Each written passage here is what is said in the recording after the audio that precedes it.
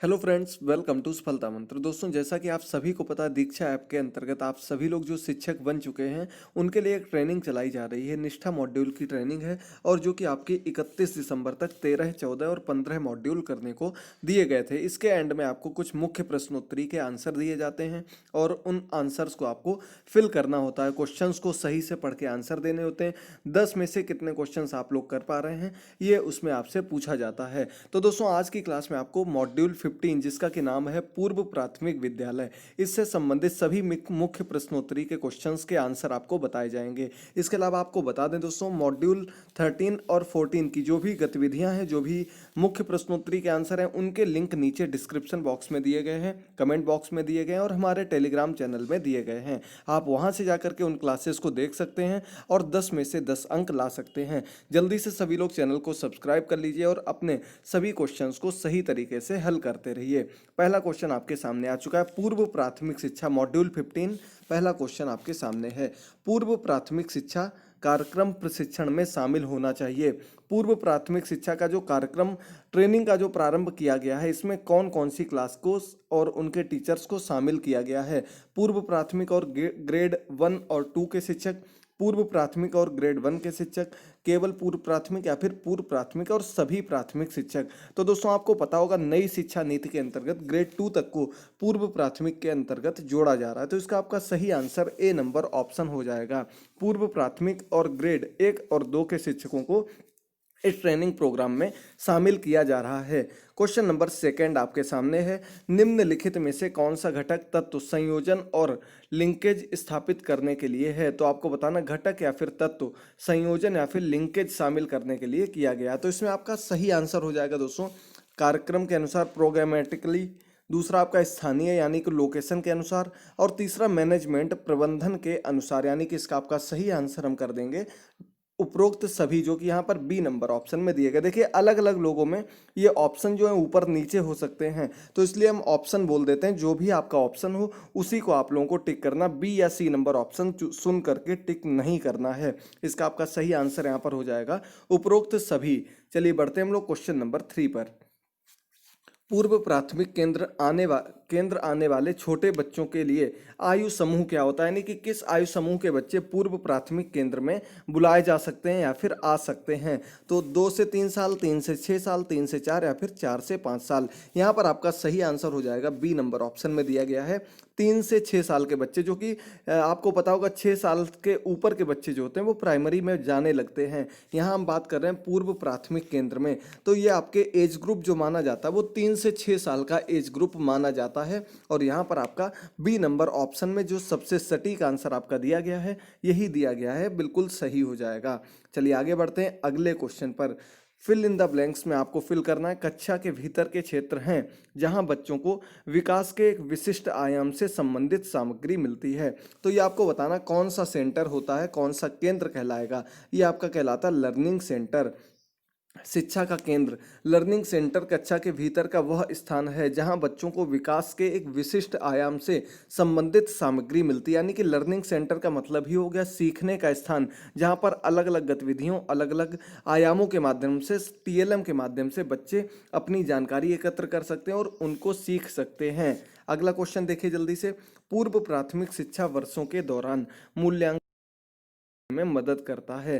कौन सा ऑप्शन यहाँ पर सही हो जाएगा। पूर्व प्राथमिक शिक्षा वर्ष में जो आपका मूल्यांकन के लिए उपयोगी तथ्य हो जाएगा वो आपका होता है दोस्तों विशेष शैक्षिक आवश्यकताएं, संभावित क्षमताएं और विकासात्मक देरी की प्रारंभिक पहचान। ये सभी चीजें जब हम मूल्यांकन करते हैं तो उससे पता लगती हैं। इसका आपका ए नंबर ऑप्शन में दिया गया उपरोक्त सभी, यही वाला ऑप्शन बिल्कुल सही हो जाएगा। सुन लीजिएगा, उपरोक्त सभी वाला ऑप्शन बिल्कुल सही हो जाएगा। अगला क्वेश्चन आपके सामने है। फिर से आपको बता दें दोस्तों, जो लोग पुराने मॉड्यूल्स अभी तक नहीं देख पाए या उनको कोई प्रॉब्लम हो रही है तो उनके लिंक नीचे दिए गए हैं, तुरंत जाइएगा, गतिविधियों को भी कर लीजिएगा। बहुत से लोग गतिविधि ओपन करते हैं, उसके बाद उसमें समझ में नहीं आता है क्या करना और उसे क्लोज कर देते हैं। उसमें भी आपको क्वेश्चंस दिए रहते हैं और उनको समझ कर उनके आंसर देने होते हैं। 13, 14, 15 इन सबकी गतिविधियां भी आपको कराई जा रही हैं। डेली एक क्लास इस पर आधारित आपको देते रहते हैं। इसके अलावा आपके जो भी साथी सुपर टेट की तैयारी कर रहे हो, टेट की तैयारी कर रहे हो, उनके लिए भी अलग से क्लासेस लेकर आ रहे हैं, उनको भी जरूर अगला क्वेश्चन है, हम पूर्व प्राथमिक केंद्र में बच्चों को सीखने के लिए प्रोत्साहित करते हैं। कौन सा ऑप्शन यहाँ पर सही हो जाएगा आपका?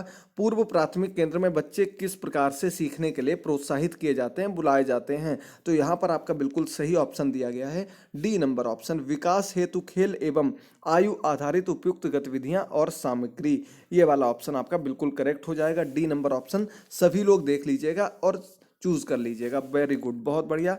बढ़ते हैं अगले क्वेश्चन पर। सभी आपकी समस्याओं का हल दिया जाता है। अगर कोई डाउट हो तो कमेंट बॉक्स में कमेंट करके आप लोग बता सकते हैं।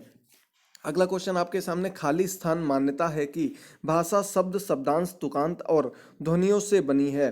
तो यहाँ पर आपका कौन सा ऑप्शन बिल्कुल सही हो जाएगा? किसकी मान्यता के अनुसार बताया गया? जो लैंग्वेज है वो आपके शब्द से, शब्द के अंश से, तुकांत से और ध्वनियों से मिलकर बनी है। तो यहाँ पर आपका सी नंबर ऑप्शन दिया गया है, ध्वनि जागरूकता। इसकी मान्यता है, ध्वनि जागरूकता के अनुसार बताया गया है कि हमारी जो भाषा है वो शब्द, शब्दांश, तुकांत और ध्वनियों से मिलकर के बनी है। इस ऑप्शन को आपको टिक मार देना है। अगला क्वेश्चन आपके सामने है, पाठ्यचर्या चलाने के दौरान पूर्व प्राथमिक शिक्षा कार्यक्रम में शिक्षण शास्त्र के 3 मुख्य तत्व या घटक क्या हैं?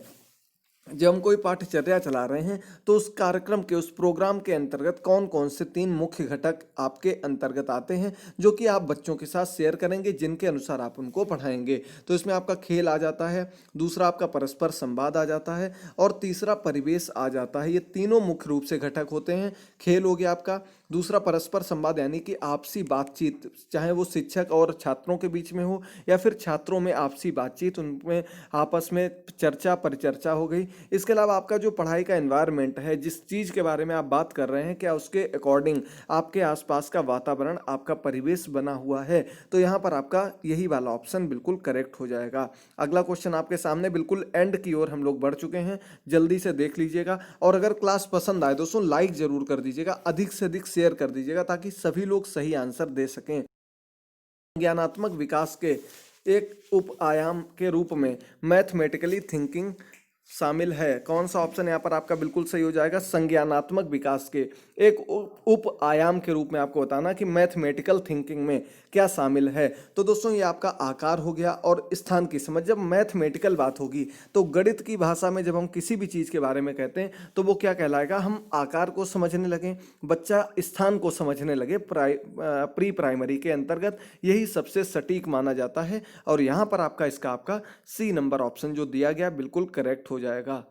तो ये आपके दोस्तों मॉड्यूल 15 के क्वेश्चंस चल रहे हैं, जल्दी से सभी लोग चेक करते रहिएगा। अगर कोई भी डाउट हो तो आप लोग तुरंत पूछ सकते हैं। अब हमारा अंतिम क्वेश्चन है 10 नंबर क्वेश्चन, तुरंत देखिएगा क्या दिया गया कि छोटे बच्चों के खेलने के अवलोकन और आकलन के लिए निम्नलिखित तकनीक की आवश्यकता होती है। छोटे बच्चों को खेलने में जब उनका अवलोकन करते हैं या फिर उनका आकलन करते हैं, इवेल्युएशन करते हैं, तो ऊपर क्या क्या करते हैं हम लोग? उनके ऊपर चेकलिस्ट हो गई, रेटिंग स्केल हो गया, पोर्टफोलियो हो गया, या ऊपर के सभी। तो ये सभी जो दिए गए बिल्कुल करेक्ट दिए गए हैं। इसका आपका बी नंबर ऑप्शन समझ लीजिएगा, दिया क्या गया कि ऊपर के सभी। इसी ऑप्शन पर आपको टिक कर देना है। आपके सभी 10 क्वेश्चंस बिल्कुल कंप्लीट होते हैं। उम्मीद करते हैं आपको क्लास पसंद आई होगी, बिल्कुल आपको सभी क्वेश्चंस क्लियर हो गए होंगे। ये हमारा लोगो है, इस प्रकार का लोगो आपको लगा हुआ चैनल में मिलेगा। सफलता मंत्र नाम है। आप पिछले बार भी काफ़ी पहले से भी हमसे जुड़े हुए होंगे, तो सभी लोग ऐसे ही जुड़े रहिए। चैनल को सब्सक्राइब कर लीजिएगा, बेल आइकन प्रेस कर दीजिएगा और अपनी पूरी तैयारी हमारे साथ करते रहिएगा। थैंक यू दोस्तों, गुड बाय, टेक केयर।